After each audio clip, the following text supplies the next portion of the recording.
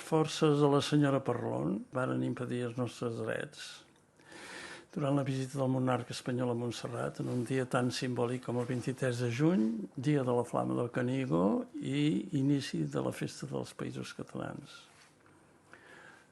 Volem deixar clar que per l'ANC i per milions de catalans aquest rei no és benvingut a Catalunya. Ell és l'autor inspirador de tota la repressió desfermada per la nostra victòria democràtica de l'1 d'octubre. Tots recordem el seu discurs amb un missatge explícit. A por ellos. Mirarem de condicionar tant com puguem els partits independentistes perquè la seva confrontació amb l'Estat sigui més efectiva.